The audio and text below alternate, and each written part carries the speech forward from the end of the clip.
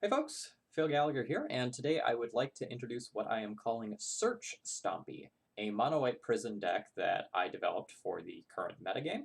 And this is something that I started brewing with my subs on my Discord channel, and they've helped me tune and refine it. And I think I'm onto something here. Whether or not this is actually worth pursuing over just playing a companion deck is an entirely different story.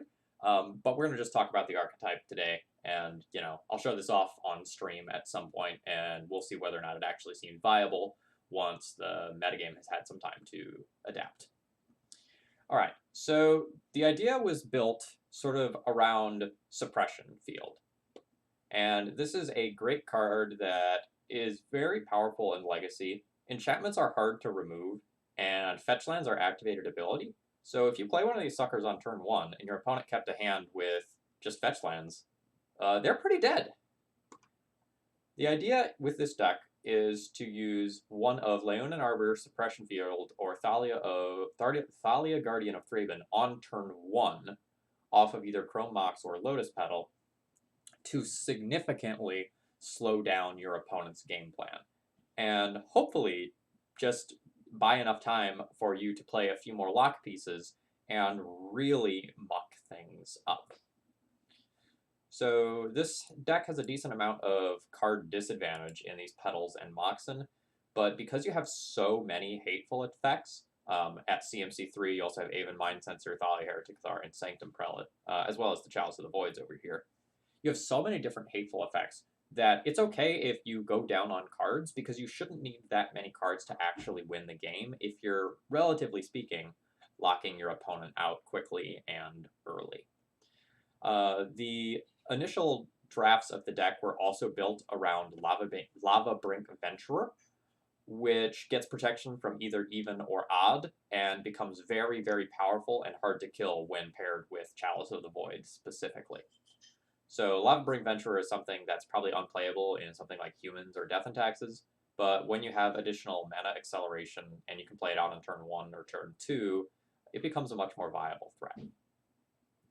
So as far as the current metagame goes right now, Chalice on 1 and Chalice on 0 are both really powerful, and Suppression Field is very good against the Zerta decks, for example, that like every single card in them needs to have an activated ability. So this can be pretty strong. So when you get to see who your opponent's companion is, and you get to like plan your hate cards accordingly, this can be really powerful. As far as the deck building goes, you can't play something like Path to Exile or Swords to Plowshares because you're intending on being a Chalice on 1 deck a lot of the time. So instead we're playing Winds of Abandon, which is one you might not be familiar with.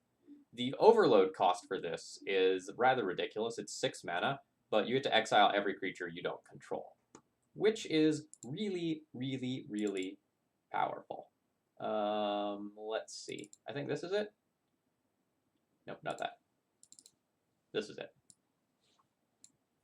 So this is something that happened a decent amount, where I would make it to the end game and then cast an overloaded Winds of Abandon to get something like a 4-for-1 or greater. So in the early game, when your opponent plays something like an Arcanist or a Delver, you just cast this for 2 mana, remove the creature, go on your way, and then in the end game, this turns into an absolutely devastating bomb of a removal spell. So things can be really, really powerful when it comes to like the things that Winds of Abandon and also the Settle the Wreckage in the sideboard can do. As far as the main deck slots go, all of the stuff in the 2-drop slot is what I consider to be essential to the deck list. But everything at CMC3 or greater, I think, is pretty flexible. And we've come up with all sorts of different versions of this deck list that are built around the same core. The sideboard, similarly, is relatively flexible. I will say that the Settle the Wreckages are very important for the fair matchups like Eldrazi, and it also similarly lends itself to some ridiculous blowouts. So we see here I'm playing against a Gyruda deck. They played Gyruda, they got an Urza, they got 2 sets of constructs, and then they whiffed from there. And I got a Settle the Wreckage off, which brought me back from the brink of despair. The Baneslayer Angels in the sideboard might look really wonky because, you know, that's a 5 converted mana cost card and this is Legacy. But it's actually been really, really, really, really, really, really good, which was surprising even to me. I put it in as a filler slot, and then I realized it's actually very good in the current metagame for a couple of different reasons. Number one is that a lot of people are messing around with various, like, Delver decks right now, which can't actually answer a Baneslayer Angel once it gets into play. So when people are relying more and more for things like Lurrus, your removal is left to be things like Abrupt Decay, Fatal Push, and Lightning Bolt, which don't actually kill Baneslayer Angel. So this thing is unkillable most of the time in a lot of these decks, or killing it comes at a pretty great cost. There's still scenarios in which it can die, you know, bolted, attacked with Arcanist, bolted again, you know, that will do it, but it's been pretty good at living. Also, its protection is relevant right now. So it has protection from demons and dragons. So with people trying out Sprite Dragon as an awesome and very powerful way to scale up over the course of a game, Baneslayer Angel can attack through it or wall it, which won me a game here. Notably, Gyruda is also a demon, so it can, you know, block that as well. So, again, the sideboard here is not necessarily locked in. Neither are these slots. So, like, Lava Brink Venturer is good against fair decks. Aven Mind Sensor, Prolethalia, those sorts of things are going to be good against the more unfair decks.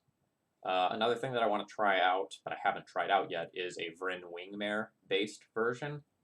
The downside of playing a Vryn Wingmare-based version is that it's going to be harder to kick Winds of Abandon or cast Settle the Wreckage. And I think if you try out a version that looks more like this, you're supposed to play some sort of creature-based removal in the sideboard for the Delver matchups. So that might be something like Fairgrounds Warden, to just make it easier on the mana rather than something like Palace Jailer. I've also been saying that Null Rod is pretty good. So despite the fact that there are 8 artifacts that produce mana in this deck, it might be correct to just play Null Rods to just have additional very good cards for the Gyruda and Zerta matchups. So I said that I would talk about this deck once the deck picked up its first 5-0, and this version was the first to 5-0. So I forget their exact username, but Jazzy 5-0'd with this deck list. And it features the same 2-drop suite, and it replaced the Thalia Heretic Cathars with a bunch of Eldrazi. And then, in order to compensate for that, you reduce the planes count to play some Eldrazi temples to accelerate these out a little bit faster. Technically, the list that they 5-0'd with had 14 cards in the sideboard, so I've just added another Null Rod here as a placeholder for whatever that last card should be.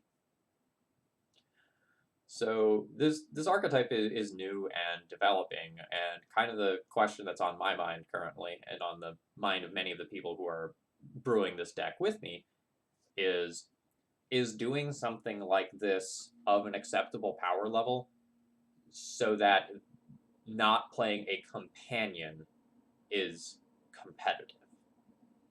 And that's a little bit tricky to answer right now, because the format is very much in flux, and Gyruda is temp banned until they get some things with it fixed. So I don't know that we have definitive answers to that yet.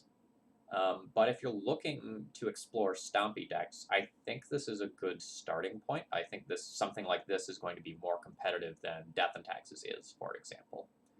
I've been finding that having the mana acceleration and being able to get these hate cards down ASAP is really, really mattering in my matchups.